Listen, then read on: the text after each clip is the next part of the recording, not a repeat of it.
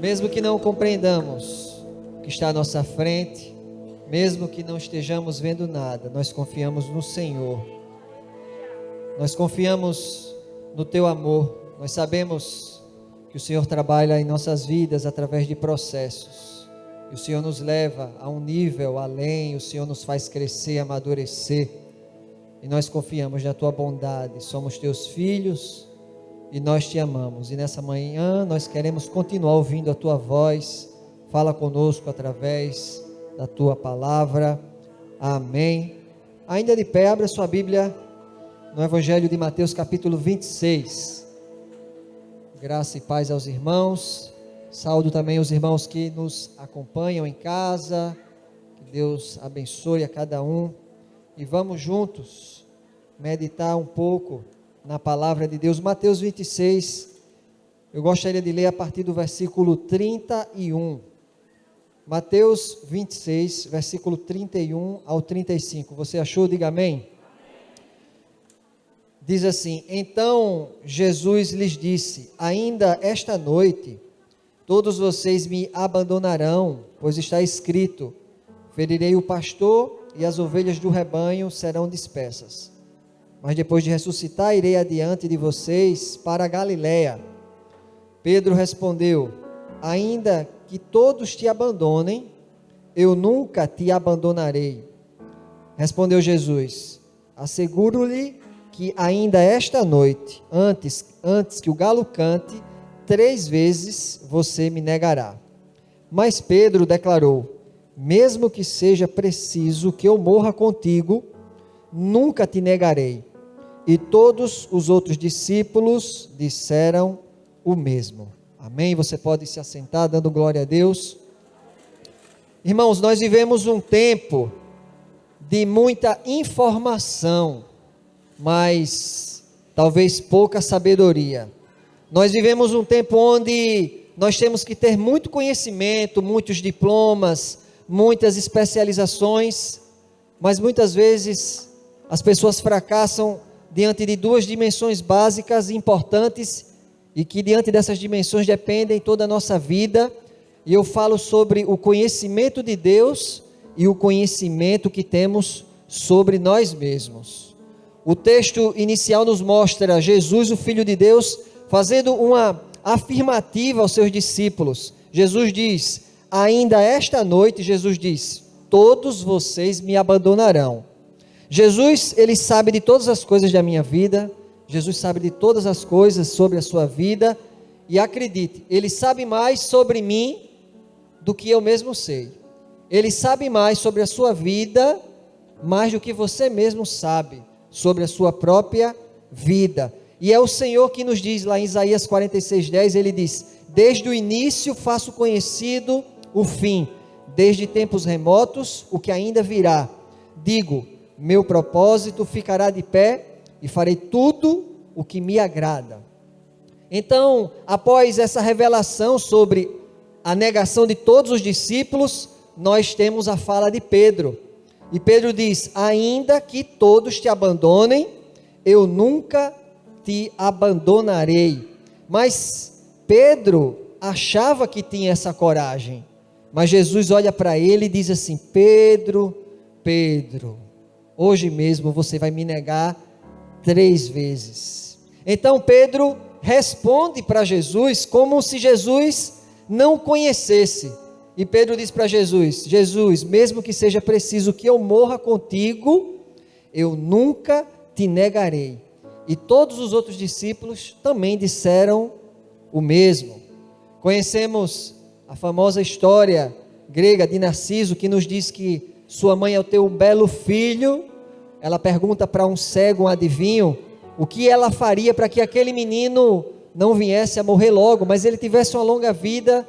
E o cego diz: olhe, ele vai viver muito desde que ele não conheça a si mesmo. Então, Narciso cresce sem olhar espelhos, sem se enxergar. E aqui está o problema: não saber olhar para si mesmo, não saber se conhecer. E aqui também está o problema: ter uma perspectiva de si mesmo baseado apenas no que o outro diz, porque eu não me enxergo, ou naquilo que imaginamos que somos, como Pedro se achava naquele momento que tinha aquela coragem.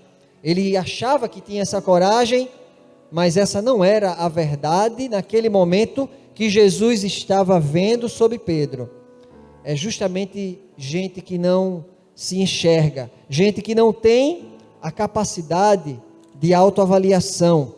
E é por isso que Jesus nos ensina a nos examinarmos e nos faz um alerta lá em Mateus, no capítulo 7, dos versos 3 a 5, ele diz: por que você repara no cisco que está no olho do seu irmão e não se dá conta da viga que está em seu próprio olho?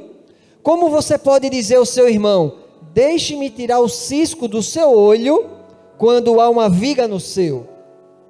Hipócrita, tire primeiro a viga do seu olho, e então você verá claramente para tirar o cisco do olho do seu irmão. Eu preciso me enxergar primeiro. Se você tiver liberdade, diga aí para o irmão aí: irmão, se enxerga.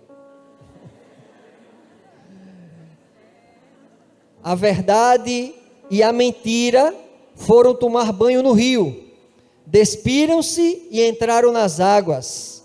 A mentira, enganosa como sempre, saiu primeiro e vestiu-se com as roupas da verdade.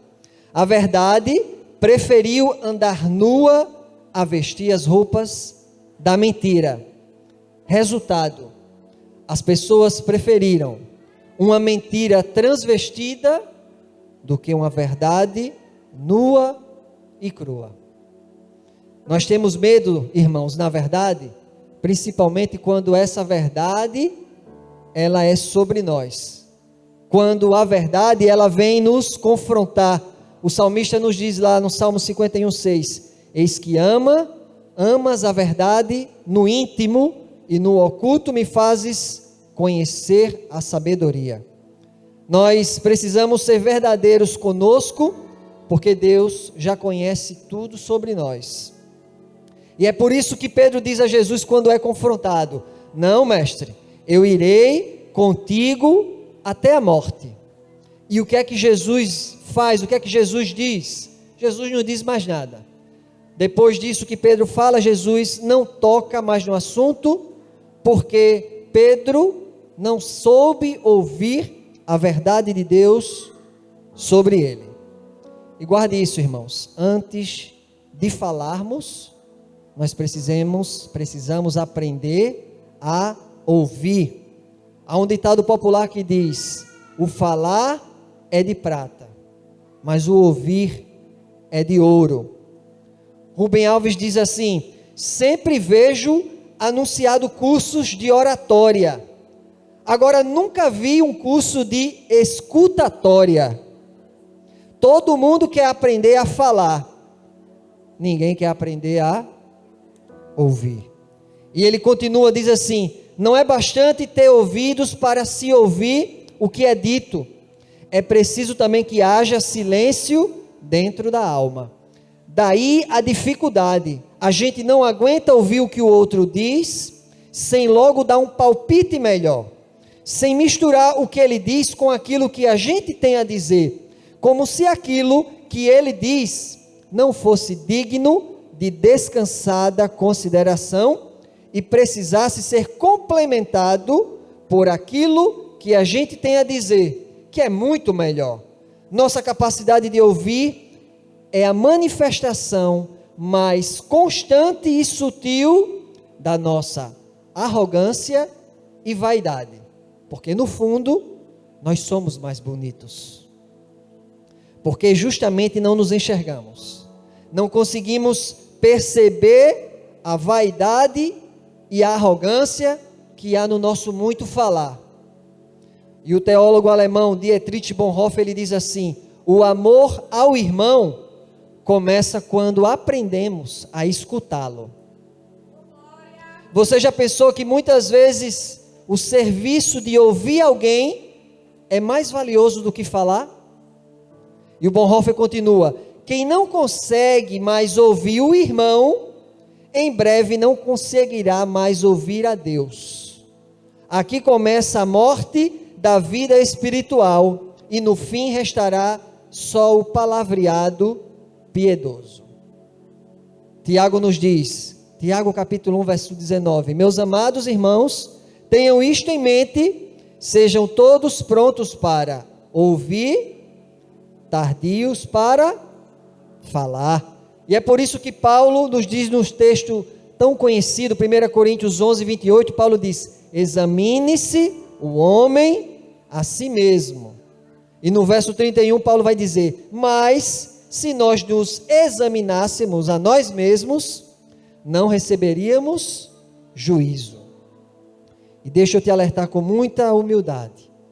Às vezes, irmãos, o problema da nossa casa, o problema da nossa vida, o problema do nosso trabalho, pode justamente não ser o outro.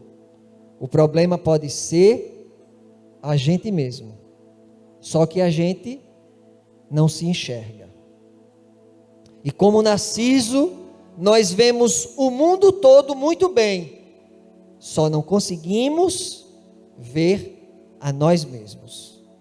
O texto de Isaías capítulo 6 diz assim, Isaías diz: no ano em que o rei Uzias morreu, ele diz: eu vi o Senhor assentado no trono alto e exaltado, e a aba da sua veste enchia o templo. No verso 5, Isaías diz assim: então gritei, ai de mim, estou perdido, pois sou um homem de lábios impuros, e vivo no meio de um povo de lábios impuros, e os meus olhos viram o Rei, o Senhor dos exércitos. Isaías vê a Deus, e como consequência, ele vê a ele mesmo. Não há possibilidade de alguém ver a Deus e ser ignorante de si mesmo. Quando nós olhamos nos olhos puros de Deus, nós podemos ver o nosso reflexo em seus olhos em primeiro lugar.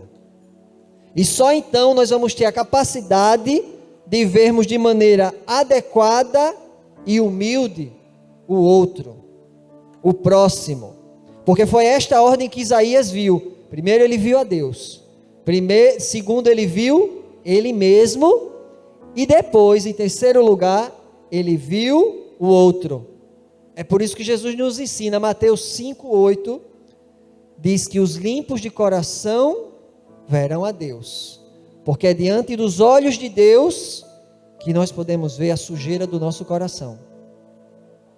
E ele continua, Isaías capítulo 6, versículo 7, diz: com ela tocou a minha boca e disse: veja, isto tocou os seus lábios, por isso a sua culpa será removida e o seu pecado será perdoado. E esta manhã é manhã de purificação de lábios, é manhã de purificação de corações, é manhã de purificação e perdão de pecados, e é manhã de nos enxergarmos melhor. Salmo 19, versículo 8: os preceitos do Senhor são justos e dão alegria ao coração, os mandamentos do Senhor são límpidos e trazem luz aos olhos. Que o Senhor traga luz aos nossos olhos, para que possamos discernir a vida melhor. 1 João capítulo 1, versículo 5 diz: Deus é luz, e a luz de Deus traz clareza e nitidez ao nosso ser, e assim nós podemos ver a nossa miséria e a nossa pobreza. E Davi vai continuar no Salmo 19, no verso 12 e 13, ele diz assim: quem pode discernir os próprios erros? E Davi diz: absolve-me dos que desconheço, também guarda o teu servo dos pecados intencionais, que eles não me dominem, então serei íntegro, inocente, de grande transgressão. Davi está orando assim: Deus, perdoa-me dos pecados que eu não tenho discernido. Deus, me perdoa dos pecados que eu não tenho conseguido perceber. E ele indaga: quem pode discernir os próprios erros? Quem pode se enxergar adequadamente? E Davi diz: Senhor, eu quero ser íntegro. mas como? E ele ora: eu preciso ser absolvido dos pecados que desconheço, e eu preciso proteção e livramento daqueles que cometo intencionalmente. E a minha oração nessa manhã é que nós tenhamos corações humildes e sábios, como Davi. Jesus escolheu os seus discípulos, irmãos, depois de uma noite de oração. Portanto, Jesus sabia exatamente o que estava fazendo ao escolher Pedro e os demais. Estamos estudando eles. Estudamos Mateus semana passada, hoje estudamos Lucas e nas próximas lições teremos também Pedro. Então vamos adiantar aqui alguma coisa. Jesus escolhe os discípulos debaixo de oração. Você tem feito escolhas debaixo de oração? Porque quem anda de joelhos não tropeça. E anote isso aqui. Abra sua Bíblia, Lucas capítulo 6, versos 12 ao 16. Lucas capítulo 6, versos 12 a 16.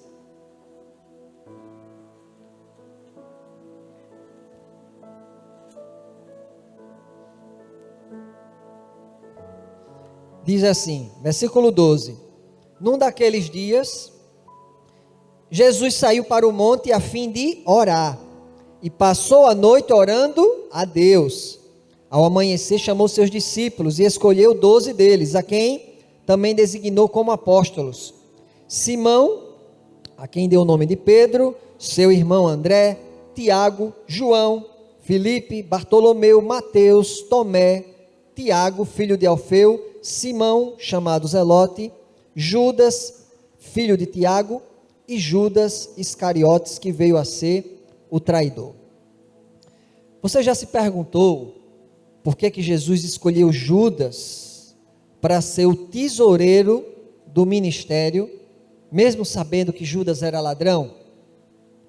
João 12,6 diz assim, falando Jesus sobre Judas: ele não falou isso por se interessar pelos pobres, mas porque era ladrão, sendo responsável pela bolsa de dinheiro, costumava tirar o que nela era colocado. O amor de Deus por nós, ele é totalmente lúcido. Deus sabe tudo sobre nós.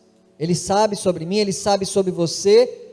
João capítulo 13 diz assim: um pouco antes da festa da Páscoa, sabendo Jesus que havia chegado o tempo em que deixaria este mundo e iria para o Pai, tendo amado os seus que estavam no mundo, amou-os até o fim, inclusive Judas.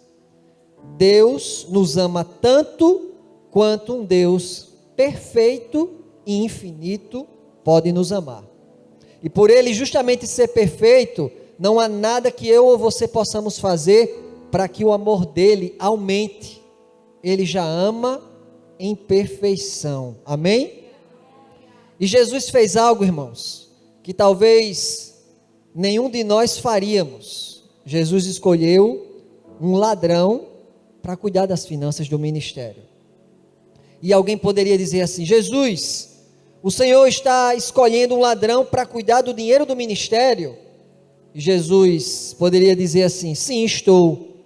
Mas o Senhor não está vendo que ele está tirando dinheiro constantemente da sua carteira, da sua bolsa? E Jesus poderia responder: sim, meu filho, eu estou vendo também. E de repente alguém poderia perguntar: e o que é que o Senhor acha disso, mestre? E eu penso que Jesus poderia responder assim: é que eu estou dando a Judas a oportunidade de redenção da vida dele. Eu estou oferecendo a Judas a oportunidade de transformação da vida dele. E eu quero ser paciente e amoroso com Judas, assim como também sou com você. Jesus poderia pensar sobre Judas assim, vamos conjecturar: eu sei que você me rouba, Judas, eu sei que você vai me trair, mas eu te amo. Deixa o meu amor mudar a tua vida. Judas, quando você rouba o dinheiro do ministério, na verdade, você está roubando mais de você mesmo. Não se destrua, meu filho. Eu tenho um plano para você, eu tenho um futuro para você, você pode mudar, você pode se tornar um grande homem. E que coisa linda que Jesus caminhou, investiu e amou por 3 anos um traidor, um ladrão, oferecendo-lhe oportunidade de transformação. E antes que alguém pense de maneira inadequada, não podemos nos esquecer que todos nós traímos Jesus. A Bíblia diz que nós éramos inimigos de Deus, mas pela graça maravilhosa, traidores são amados por Deus. Às vezes, irmãos, no ministério acontece assim, alguém chega e nos fere pelas costas, alguém nos trai, alguém nos rouba, e nós sabemos, nós vemos, nós estamos cientes de tudo, mas a gente faz de conta de que a gente não está sabendo de nada. Às vezes a gente precisa caminhar com Judas e oferecer a ele a oportunidade de redenção. É alguém que nos magoa, é alguém que fala da gente, e a gente continua caminhando, porque há possibilidade de transformação. Às vezes a gente precisa caminhar com Judas. Às vezes a gente recebe beijos de traição e a nossa resposta tem que ser o abraço, sincero. E isso não é porque nós somos tolos ou ingênuos, é porque foi assim que o Mestre nos ensinou. Por isso alguém pergunta, mas aquela pessoa está fazendo isso na igreja, no ministério, como é que pode? O pastor não sabe quem é esse indivíduo?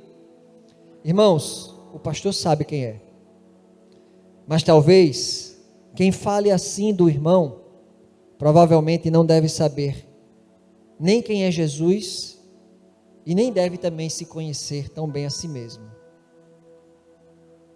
porque todos os discípulos traíram Jesus, inclusive eu e você. Alguém tem que demonstrar amor e graça ao Judas. E se essa não é a sua missão, deixa Deus cuidar dele, pois Judas também é ovelha de Deus. Amém? Agora vamos voltar para Pedro. Abra sua Bíblia, João capítulo 21, versos de 15 a 17. João 21, de 15 a 17.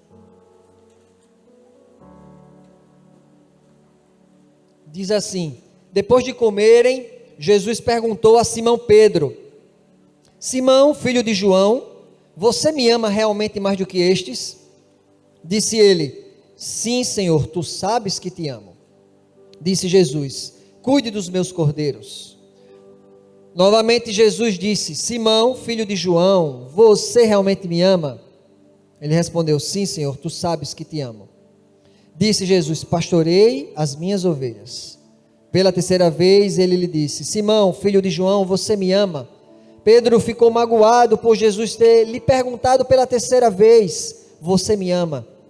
E lhe disse: Senhor, tu sabes todas as coisas e sabes que te amo.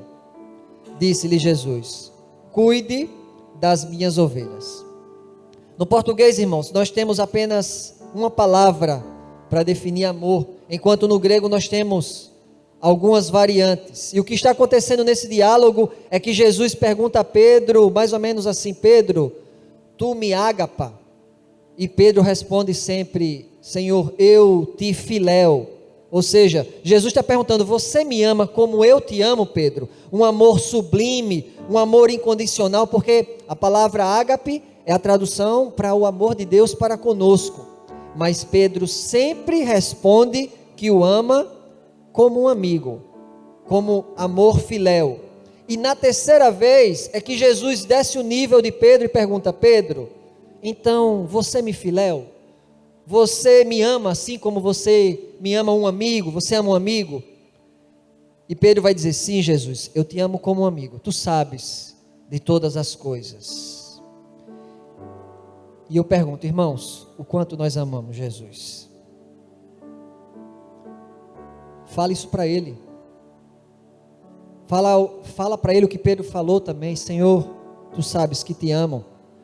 Porque ele sabe que o nosso amor é imperfeito. Mas Jesus disse assim para Pedro: o teu amor, Pedro, é suficiente para mim. E o mais lindo é que Jesus entrega o que ele tinha de mais precioso, o seu tesouro, para um traidor. Jesus olha para Pedro e diz assim: Pedro, cuide das minhas ovelhas, eu morri por elas.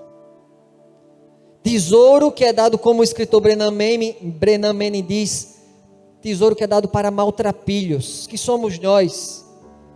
E nessa manhã Deus está restaurando os nossos corações para nos dar tesouros, coisas preciosas. É Jesus dizendo: apacenta as minhas ovelhas, cuide daqueles que estão em sua casa, ame os irmãos que estão do seu lado, que estão aqui na igreja. É Jesus dizendo para mim e para você: eu sei que o seu amor por mim é imperfeito, mas Jesus disse: mas o seu amor para mim é suficiente. Eu te amo, cuide daqueles por quem eu dei a minha vida. As ovelhas, irmãos, não são da IBK, não são dessa igreja. As ovelhas são de Jesus. E que coisa maravilhosa é a bênção de ser amado por Deus como a gente é, e não como a gente deveria ser. É um Deus que chega para mim e para você nessa manhã e diz: eu sei quem você é, eu sei dos seus pecados, eu sei dos seus segredos, eu sei do que você não fala para ninguém, eu conheço o seu coração e sei daquilo que você nunca teve nem coragem de falar. E Ele chega para mim e para você e diz: mas eu te amo. E é por causa do amor dele que a gente transforma a nossa vida. Eu não preciso mudar de vida para ser amado, para ser aceito por Deus. Primeiro ele chega, porque a Bíblia vai dizer que ele nos amou primeiro. E ele chega e diz: eu te amo. E aí eu olho para esse amor e respondo de maneira: Senhor, eu preciso viver de maneira diferente. A equipe de louvor pode subir. Nós vamos cantar um louvor. Ele conhece as nossas fraquezas, Ele conhece quem realmente nós somos. E como diz João 13:1, Ele decidiu amar os que eram seus até o fim. É um Jesus que diz: eu te amarei até o fim. Jesus nos ama, e isso é tudo. E eu encerro com a oração de Davi, no Salmo 139, versículos 23 e 24, que diz: sonda-me, ó Deus, e conhece o meu coração, prova-me e conhece as minhas inquietações, vê se em minha conduta algo te ofende, e dirige-me pelo caminho eterno. Amém. Vamos louvar a Deus.